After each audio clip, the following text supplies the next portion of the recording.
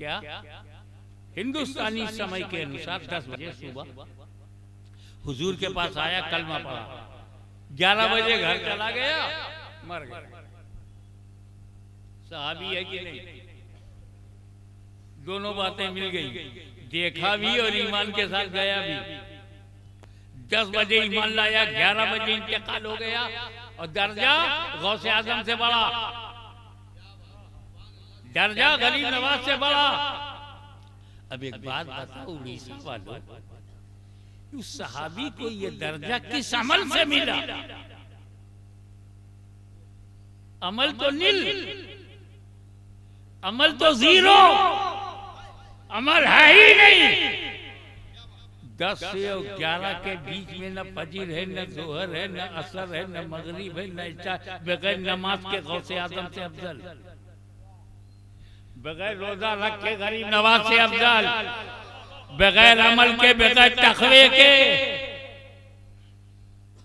कैसे अफजल हो गया? अमल से तो है ही नहीं। 10 बजे ईमान लाया, 11 बजे इंतकाल होगा, कौन सा अमल किया? इसका मतलब है सहाबी अमल से बनते ही नहीं। सहाबी अमल से बनते ही नहीं, तो जिस चीज से बनता नहीं उस पर बहस काहे को करते हो? ये जुमल में क्या हुआ, सिफ्तीन में क्या हुआ, अमीर माविया के साथ क्या हुआ, हजरत आयशा के साथ क्या हुआ, तलहा के साथ क्या हुआ, जुबैर के साथ क्या हुआ? अमल पर बहस क्यों करते हो? ये सहाबी हैं, ये अमल से नहीं, निगाहे मुस्तफा से बने।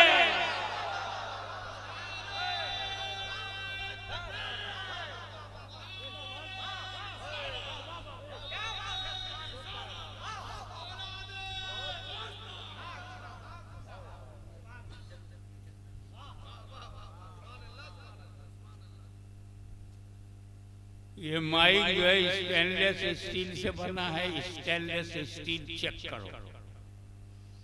जो घर मिट्टी से बना होगा मिट्टी चेक करो, जो घर लकड़ी से बना है लकड़ी चेक करो, जो आरसीसी से बना है रोड सीमेंट कंक्रीट चेक करो, जो कागज से बना है कागज चेक करो।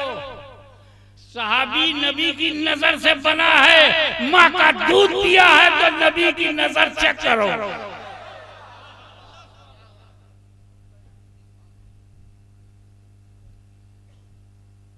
फिर भी नबी ने सहाबा को कुरान का साथी नहीं बनाया। अब वजह क्लियर हो रही है। सहाबी के होने के लिए जरूरी है कि नबी भी हों।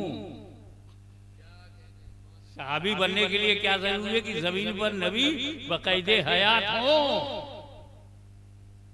वो देखे और ईमान के साथ जाए और सहाबी हो जाए। रसूल को पता है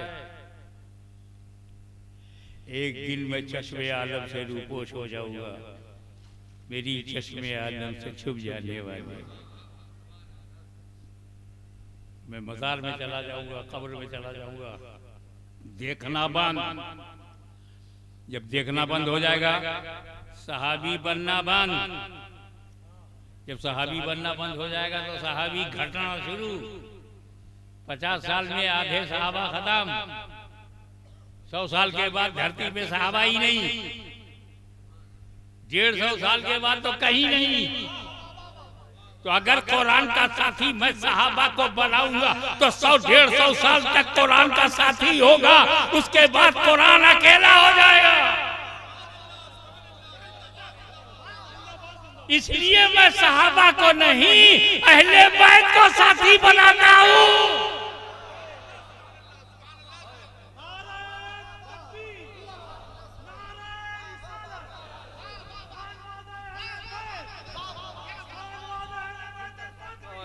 नारे तकबीर, नारे तकबीर, नारे रिसालत, नारे रिसालत, खानदान अहले बैत, खानदान अहले बैत, नारे हैदरी।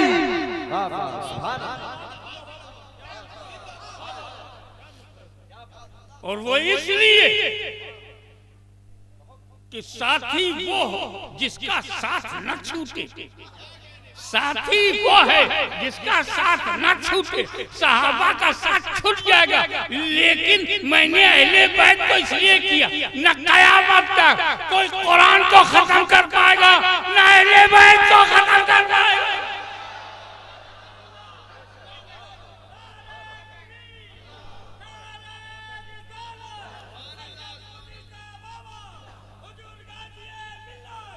नारे तकबीर, नारे रिसालत, हुजूर गाज़ी-ए-मिल्लत।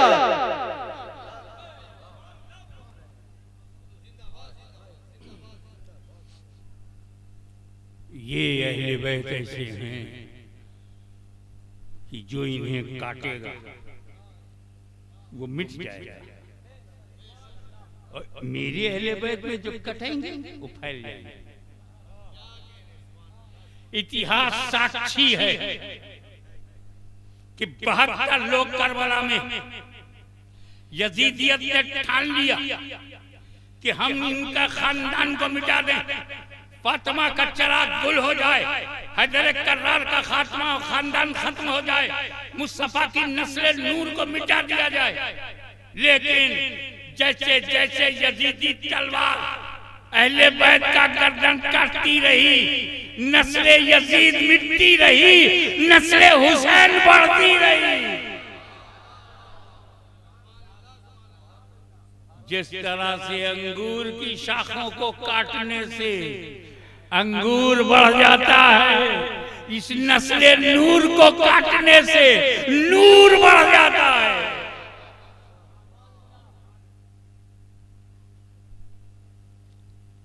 कितने खानदान यजीद के थे, आज यजीद की औलाद को माइक्रोस्कोप से भी ढूंढो तो मिलती नहीं। लोग यजीदी बन गए, कुछ लोग यजीदी बन गए, कहलाने की हिम्मत नहीं। हम सुन्नी हैं तो कहलाते भी हैं सुन्नी, शिया है तो कहलाता है हाँ हम शिया हैं। तुम क्यों नहीं कहलाते कि हम वहाबी हैं? और अगर इतना ही बुरा है कहना तो बन क्यों गए? छोटी छोटी बातों से बड़ी बड़ी बातों के फैसले हो जाते हैं।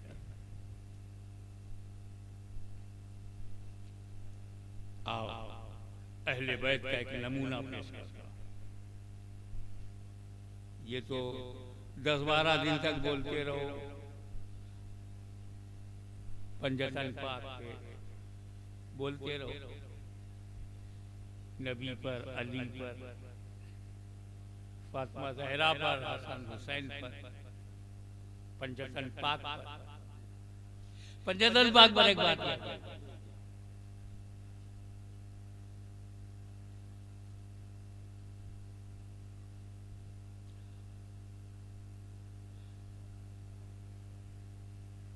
ज्यादातर लोग सिंगल पंजतनी है, सिंगल पंजतनी। सुन्नी मुसलमान डबल पंजतनी, वो लोग सिंगल पंजतनी, और सुन्नी मुसलमान डबल पंजतनी। देखो रसूल पाक की जात से 2 पंजतन है।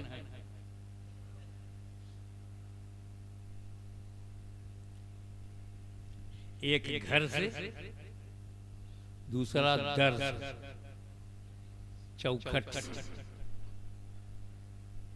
दर और एक है घर।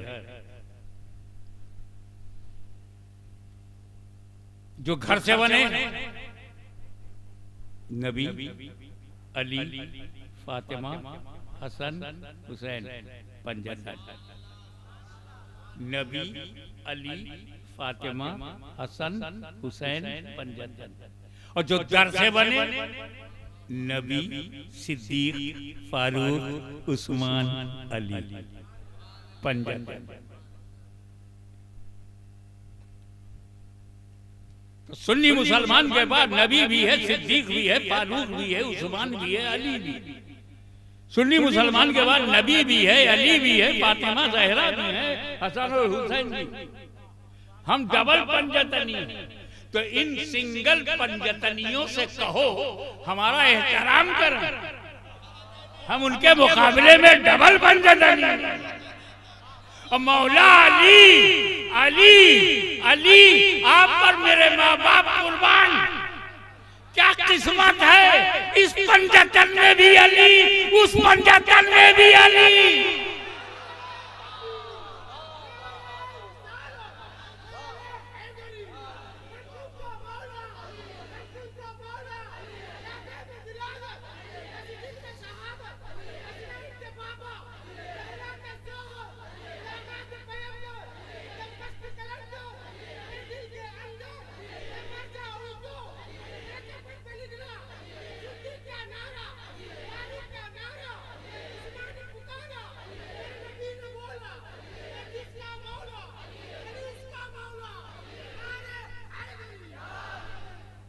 भारत में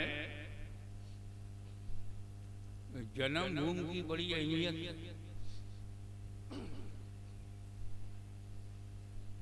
तो चलो अली की जन्मभूमि देखें।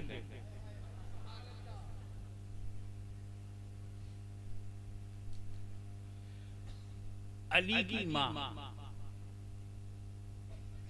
सैयदा फातिमा बिन्त असद तवाफ कर रही हैं। कुफारों का कब्जा है, 300 साल वो अंदर हैं, तवाफ हो रहा है। Suddenly she felt labour pain, प्रसव पीड़ा। ऊ का समझ में ये दर्द। हम पब्लिक के दिमाग के करीब के शब्द बोलते हैं। तो वो जो बच्चा पैदा होने के से पहले दर्द होता है, पीड़ा होती है, वो शुरू हो गया। अब औरतों मर्दों की भीड़ में जन्म कहाँ दें? मुताफ में न देखा आओ न देखा ताव, दरवाजा काबे का दरवाजा खोला, घुस गए। किसकी हिम्मत है जो फातिमा बिन्त असद को रोक ले, टोक दे? क्योंकि जनाबे अबू तालिब की ज़ौजे मोहतरम मुतवल्लिए काबा अबू तालिब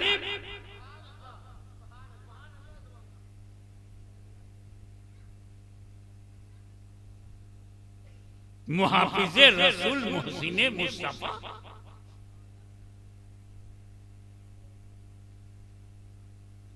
हाथ में तलवार, वो भी हबीबे परवरदिगार के लिए बचाने के लिए।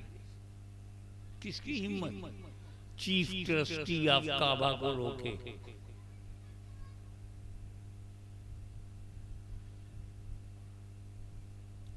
काबे के अंदर मौला अली का जन्म हुआ।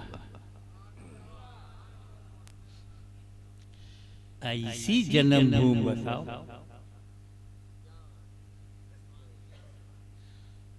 दुनिया में अफजल मकान मक्का, उसमें हरम, हरम में काबा और काबे में मौला अली।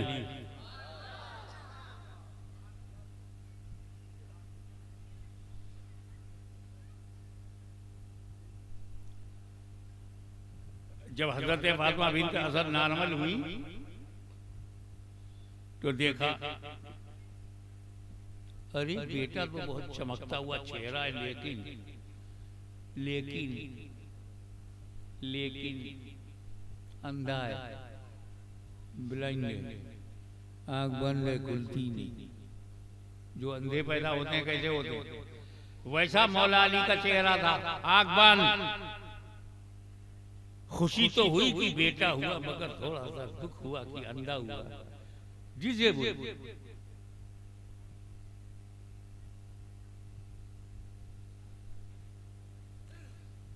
अपने को समेटा, गोद में लिया बेटा, चादर से उसे लपेटा, घर आ गई। जनाबे अबू तालिब से मुलाकात हुई, शौहर से कहा देखो बेटा पैदा हुआ है। अंधा है, वो तसल्ली दी बीवी को। अरे काबे का तोहफा है, चाहे जैसा हो, अल्लाह के घर में पैदा हुआ है, जैसा भी है, बेटा तो है, चेहरा देख ऐसा लगता है कि आसमान के सितारों ने अपना सारा हुस्न इसके रुखसार में डाल दिया हो। ऐसा लगता है कि पेशानी पर हूरें भलाई ले रही हैं, ऐसा लगता है कि पेशानी अली जन्नत की बहारों का और नूरानियत का आमाजगाह सेंटर बन गया, केंद्र बन गया, जन्नत की सुंदरता का केंद्र।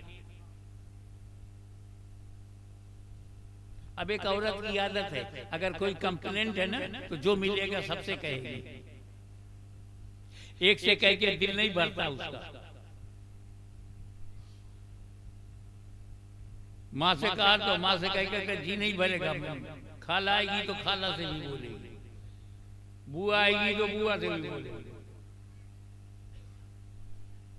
चाचा आएगा तो चाचा से बोलेगी। वही हाल औरत का है, हर औरत का, चाहे अरब हो या आजम हो। अब्बास को पता चला कि भतीजा पैदा हुआ तो देखने के लिए आए, तो फिर वही हुआ, अब्बास लड़का तो हुआ है मगर अंधा है, वो भी तसल्ली दे रहे। ताया ने देखा तसल्ली, उनसे भी अब्बा पैदा तो हुआ है मगर अंधा है, सब उसको तसल्ली दे रहे। धीरे धीरे होले होले ये खबर मुस्तफा जाने रहमत को हो गई। मकान से निकले रसूल, चल दिए अबू तालिब के घर और जाकर अपनी चची से कहा, कहाँ है अली? वही बात, मोहम्मद तुम्हारा छोटा भाई पैदा तो हुआ है लेकिन अंधा है। हुजूर ने फरमाया, चची जान चाहे जैसा हो मेरा है। बगैर किसी अमल के सनद मिल गई, मुस्तफा ने सनद दे दिया, अली मेरा है। जब अमल किए बगैर वो नबी का, तो खैबर की फतह के बाद वो कैसा, अमल के बाद कैसा, सोचे आप, ये मेरा है। हज़रत फातिमा बिन्त असद ने अली को अपनी गोद से लेकर के मुस्तफा की गोद में दिया। जैसे ही रसूल ने अली को अपनी गोद में लिया, अली ने आंखें खोल दी।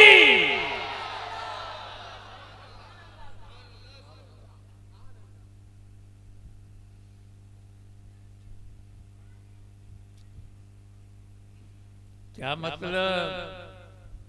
हमारे घर में बच्चे पैदा होते हैं सभी के लिए, मेरे घर में नूरानी पैदा हुआ सभी के लिए, मैं पैदा हुआ सभी के लिए। जिस घर में बच्चा पैदा होता है पूरे परिवार के लिए होता है।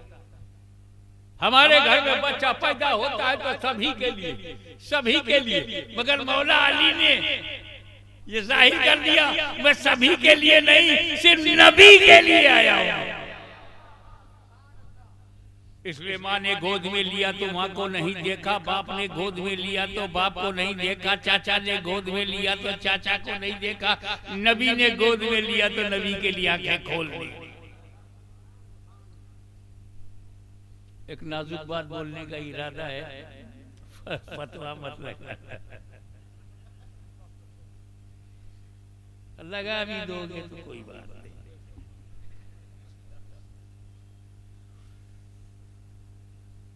बड़ा सॉलिड अकीदा है हमारे अकीदे में बगदाद भी है, अजमेर भी है, किचौचा भी है, बरेली भी है, बड़ा सॉलिड है।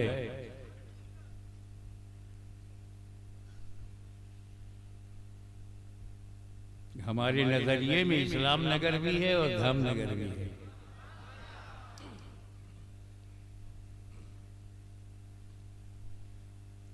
तो बाबा जब अली पैदा हुए तो नबूवत का ऐलान रसूल ने नहीं किया,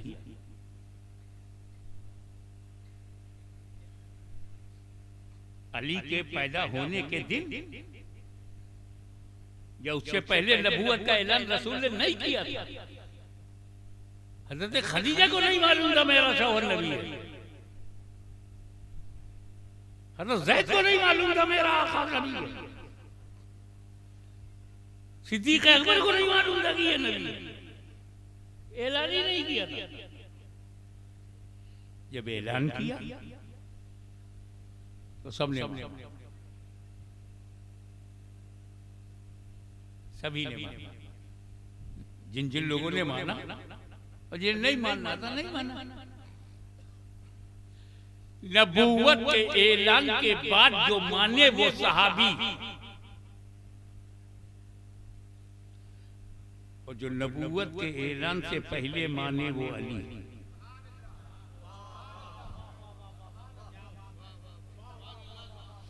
ऐलान के बाद मानना और है, ऐलान से पहले मानना और है। अरे जब विलादत में मार्फते नबूवत का ये आलम,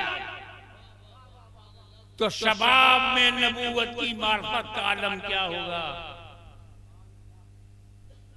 अली, ये इल्म तुम्हारा कसबी नहीं है, वह भी है, अताए इलाही है। मगर एक मिसिंग हो गई। क्या आप काबे में पैदा हो गए, काबा भी नहीं देखा?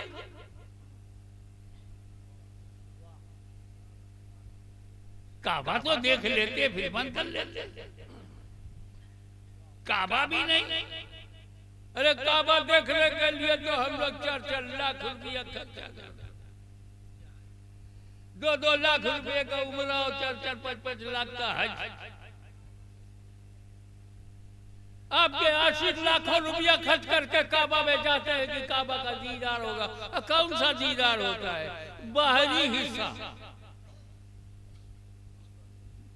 काबे की दीवार देख के लौटाते, हजरे अस्वद देख के लौटाते, मकाम इब्राहिम और हतीम देख के। आपको तो अंदर मौका मिला और फ्री में मुफ्त। हम 4 लाख रुपया खर्चा करते, हम 10 लाख करेंगे अगर कोई अंदर हमें डाल दे। अंदर काबे का दरवाजा खोल के अंदर डाल दे, 10 लाख देंगे। और आप पहले से अंदर हो, आंख बंद, आपका गुलाम काबा देखने के लिए, बाहरी काबा देखने के लिए लाखों रुपया खर्चा करता है। आप अंदर काबा देखने के लिए आंख बंद किए हुए, मुफ्त में मौका मिला था। कहा तू मेरे से कंपेयर मत कर, ये तुलनात्मक अध्ययन सही नहीं है। अरे आज तू काबे के अंदर जाना चाहता है, आज काबा कुछ और है, नीट एंड क्लीन, साफ सुथरा है। मैं जब पैदा हुआ था तो काबे के अंदर 360 बुद्ध भी थे। मैं देखता तो बुद्ध भी देखता, और तेरा अली काबे में बुद्ध देखने के लिए नहीं, बुद्धों को हटाने के लिए पैदा हुआ है।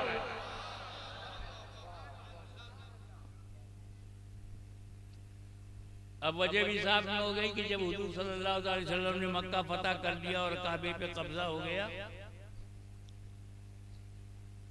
और अंदर बुद्ध 360, तो नबी ने अली का हाथ पकड़ा,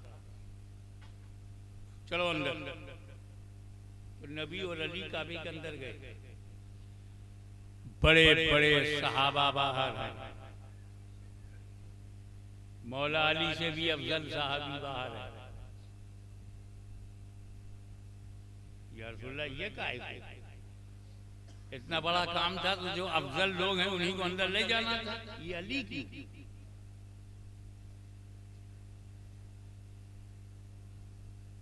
या फजीलत का मामला नहीं है, या हकीकत का मामला है।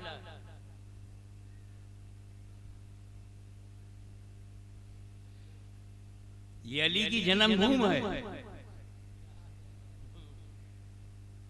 तो जन्मभूमि को साफ करने का अधिकार पैदा होने वाले को है। और लेके चले गए। एक एक बुत को उठा उठा कर उसकी सही जगह पर रखा गया।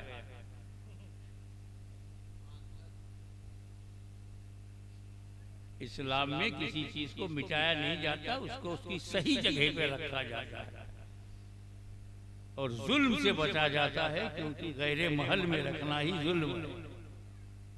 वज़ऊ शै फी गैर महल,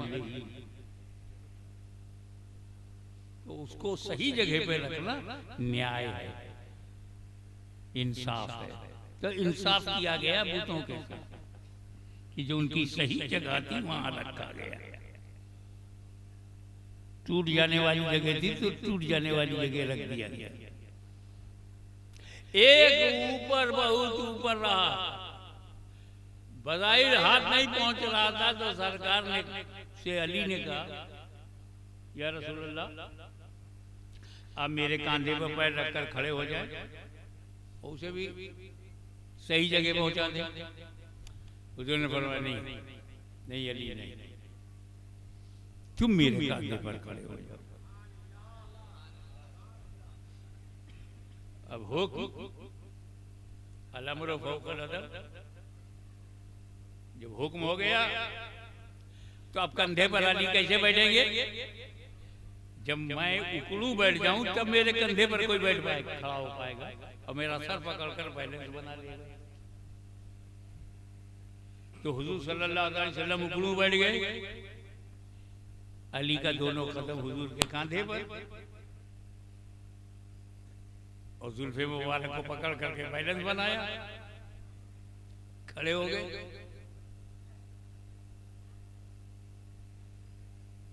कदम किसका? अली का। कांधा किसका? नबी। सोचो, नबूवत के कांधे पर अली का कदम, किसी को हैरत नहीं हुई?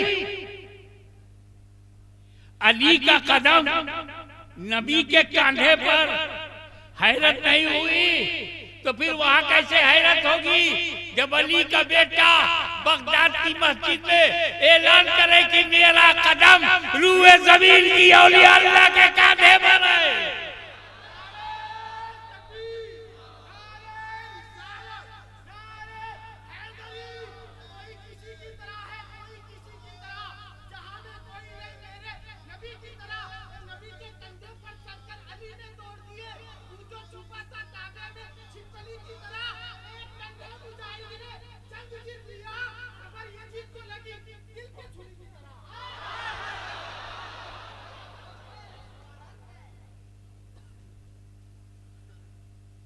अब आप अंदर देखो, नबी गुरु बैठे हैं, अली कांधे पर खड़े, नबी धीरे धीरे नबी उठ रहे हैं, धीरे धीरे अली बुलंद हो रहे हैं, होले होले नबी उठ रहे हैं, होले होले अली ऊंचे हो रहे हैं। और जब नबी पूरे तरीके से खड़े हो गए तो अली पूरे तरीके से बुलंद हो गए। नबी बुलंद कर रहा है, अली बुलंद हो रहे हैं। इस मंजर को जब उलमा ने अली ने देखा तो सब ने अल्लाह का शुक्र अदा किया कि अब उस अली को दुनिया की कोई ताकत गिरा नहीं सकती जिसे नबी ने उठा दिया हो।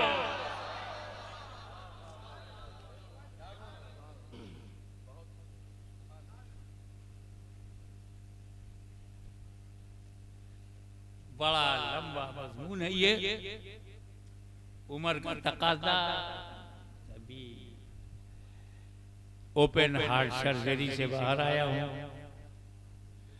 मैं इतना बोल रहा हूं, इसी पे लोगों को हैरत है, तो इसलिए हैरत है को समझ रहे कि मैं बोल रहा हूं। ये तो मखदूम समनानी जाने की मैं बोल रहा हूं या वो बोलवा है, ये तो गौसे आजम करीम नवाज जाने मैं बोल रहा हूँ या वो बोलवा रहे हैं। वाखिर दावाना अनिल हम्दुलिल्लाहि रब्बिल आलमीन।